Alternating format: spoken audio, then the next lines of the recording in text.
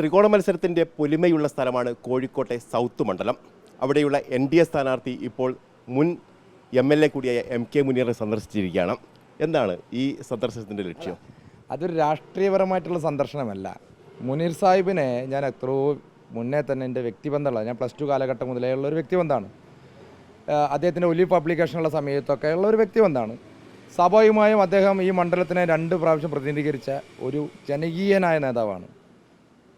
നമുക്ക് ചെറിയ വികസനങ്ങളല്ല അദ്ദേഹം ഈ സൗത്ത് നിയോജകമണ്ഡലത്തിൽ കൊണ്ടുവന്നിട്ടുള്ളത്. ജനകീയനായ നേതാവാണ്. അദ്ദേഹത്തെ ഞാൻ മത്സരിക്കുന്ന സമയത്ത്, സൗത്തിൽ മത്സരിക്കുന്ന സമയത്ത് അദ്ദേഹത്തെ കാണുക എന്നുള്ളത് എൻ്റെ ഒരു വ്യക്തിപരമായ ആഗ്രഹമാണ്.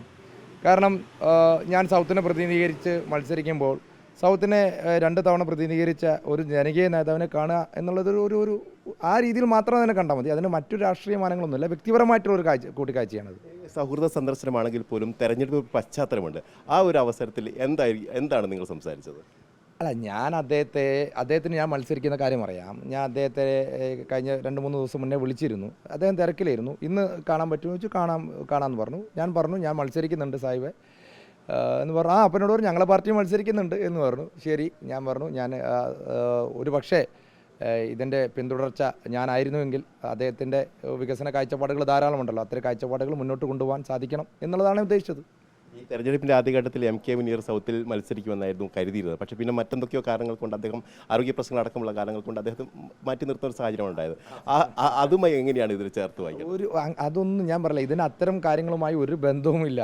അതൊക്കെ അവരുടെ പാർട്ടി തീരുമാനിക്കുന്നു. എൻ്റെ പാർട്ടി എന്നെ തീരുമാനിച്ചു മത്സരിക്കാൻ.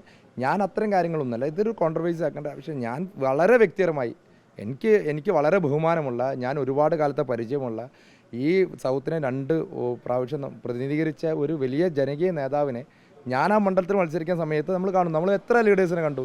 ഇപ്പോൾ ഞാൻ കഴിഞ്ഞ ദിവസം പല നേതാക്കന്മാരെ കണ്ടു.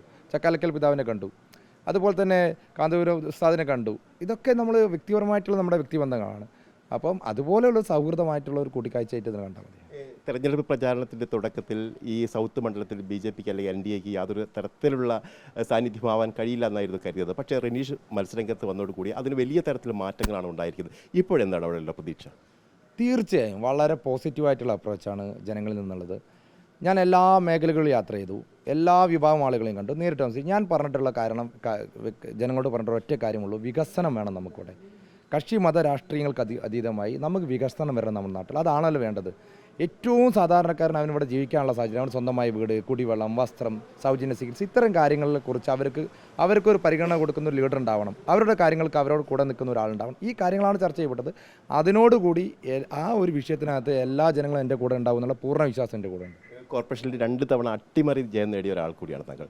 ഇത്തവണ വിജയിക്കാൻ കഴിയുമെന്നുള്ള പ്രതീക്ഷയിൽ തന്നെയാണ്. ഇവിടെ തീർച്ചയായും 100% വിജയം നമുക്ക് കൂടെ ഉണ്ടാവും. കാരണം ഞാൻ സാധാരണക്കാരൻ്റെ ഒപ്പം നിൽക്കുന്ന, സാധാരണക്കാരൻ്റെ ആവശ്യങ്ങളാണ്. ഞാൻ വലിയ പ്രൊജക്റ്റുകൾക്കപ്പുറം അതൊക്കെ കൊണ്ടുവരണം. നമുക്ക് വികസനം എന്ന് പറയുമ്പോൾ ഒരുപാട് കാര്യങ്ങൾ ചെയ്യണം. അതോടൊപ്പം ഏറ്റവും സാധാരണക്കാരൻ്റെ ഒപ്പം അവനെ വിളിച്ചാൽ കിട്ടുന്ന, അവരുടെ കൂടെ നിൽക്കുന്ന, അവരുടെ കൂടെ നിൽക്കുന്ന ഒരു കൗൺസിലർ, ഒരു MLA ഉണ്ടാവണമെന്ന് അവർ ആഗ്രഹിക്കുന്നുണ്ട്. അത് തീർച്ചയായും എനിക്ക് ഗുണകരമാവും എന്നുള്ളതാണ് വിശ്വസിക്കുന്നത്. ഏതായാലും ആശംസകൾ. റനീഷിനെ സംബന്ധിച്ച് നമുക്കറിയാം, അട്ടിമറി വിജയം നേടിയ ഒരാൾ കൂടിയാണ്. ആ തരത്തിൽ ഈ സൗത്തിൽ വീണ്ടും ഒരു അട്ടിമറി വിജയത്തിന് വേണ്ടിയുള്ള ശ്രമമാണ് അദ്ദേഹത്തിൻ്റെ ഭാഗത്ത് നടക്കുന്നത്.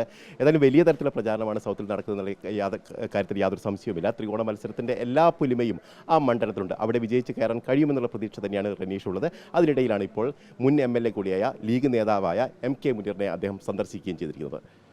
സുബേർ ഫൈസിക്കൊപ്പം reporter AK Abhilash, in reporter, Kozhikode.